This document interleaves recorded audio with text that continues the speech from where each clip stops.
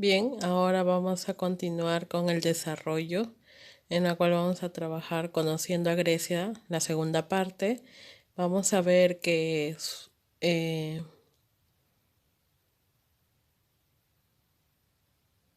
la siguiente diapositiva vemos el periodo oscuro, ¿verdad?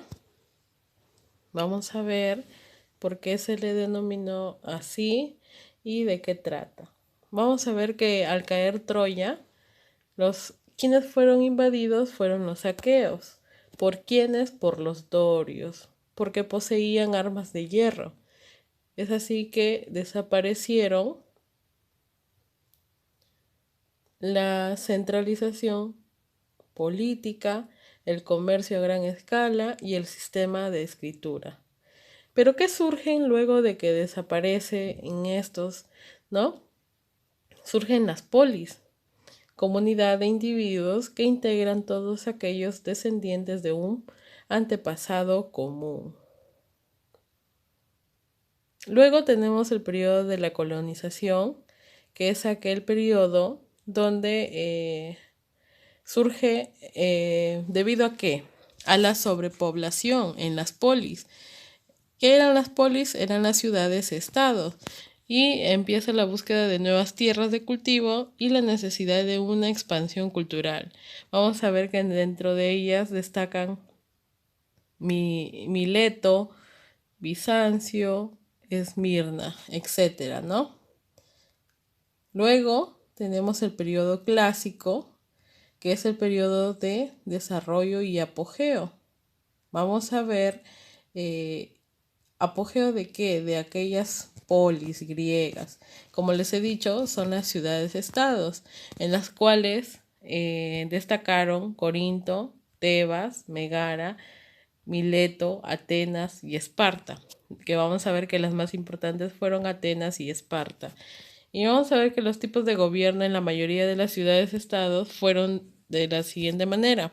Fue monarquía de tipo limitado, aristocracia, por gobierno de pocos, tiranía, el gobierno que llega al poder por la fuerza, y la democracia, que es el gobierno del pueblo, ¿no? Así como nosotros que tenemos un estado demócrata. Vamos a ver que Atenas, una de las ciudades-estado muy importantes, se desarrolló en la península del Ática y fue fundada por los jonios. Y vamos a ver que su diosa principal fue Atenea. El Ática era una región poco apropiada para la agricultura, entonces ellos expandieron o impulsaron el comercio. Su educación era en formar al ser humano corporal e intelectualmente, y desde la niñez aprendían a coser, bordar, tocar instrumentos, y los varones tenían derecho a la educación.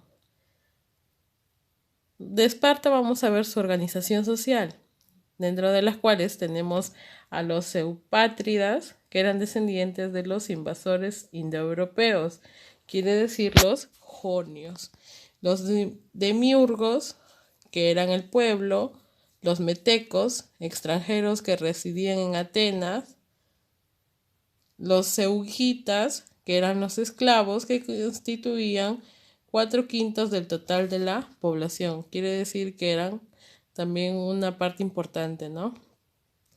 Luego tenemos su evolución política, en la cual vamos a ver que los atenienses experimentaron diversas formas de gobierno. Vamos a ver que tuvieron un gobierno monárquico, en la cual fue un reino representado, la aristocracia, la cual estaba representada por Dracón, timocracia por Solón, la tiranía por Pisístrato, la democracia por Clístenes. Luego tenemos en su organización política, en las cuales tenemos varias instituciones. Dentro de ellas tenemos el Bule o Consejo de los 400, que era encargado del poder legislativo, la Iglesia, que era la asamblea encargada de ratificar aquellas decisiones que fueron tomadas por el Consejo de los 400, al Arcontado, que era el poder ejecutivo, ¿no? Como ahora, y las decisiones políticas la tomaban 9 arcontes, el eh, Areópago, perdón, era el poder judicial y máximo tribunal supremo de justicia, así como el de ahora, ¿no? Que lo conocemos con el poder judicial. Y el tribunal de Liastas era integrado por jueces populares. Quizás todos estos organismos los tenemos en la actualidad, pero con los nombres ya mencionados, ¿no? Luego tenemos a la ciudad-estado de Esparta, que es aquella que se desarrolló en la península del Peloponeso. Fue fundada por los dorios y su diosa principal era Ares. Se basó en su actividad productiva la agricultura, también fue una sociedad clasista y su educación era militar. El espartano toda su vida era un soldado. Vamos a ver las clases sociales dentro de Esparta. Vamos a tener a los espartanos, que eran descendientes de los conquistadores dorios que fundaron Esparta, a los periecos, que eran descendientes del pueblo aqueo, campesinos sin derechos, y los hilotas, que eran esclavos que trabajan la tierra. Su organización política de Esparta fue un estado aristocrático de carácter militarista y dentro de las cuales vamos a ver las instituciones que encontramos que fueron establecidas por el legislador. Tenemos a 2 reyes, que es la función militar y religiosa. Tenemos a la Gerusia, que es el Consejo de Ancianos, la Peya, la Asamblea Popular, en la cual estaba integrado por mayores de 30 años, los éforos, que eran las instituciones aristocráticas, en las cuales eran 5 personas elegidas por la Apeya, y controlan a los reyes, administran justicia y vigilan las nuevas costumbres. ¿Qué son las polis? Habíamos visto que son aquellas ciudades-estados. ¿Quiénes son las subpátridas? Descendientes de los invasores indoeuropeos. Atenas fue fundada por los jonios y Esparta por los dorios.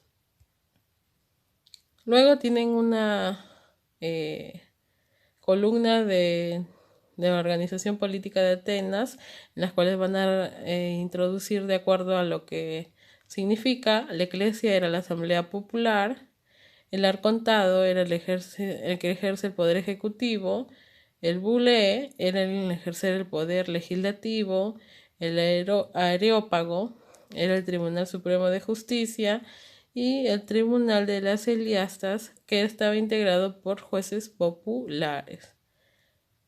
Ahora tenemos las clases sociales de Esparta y de Atenas. En Esparta tenemos al espartano, tenemos a los periecos y tenemos a los hilotas.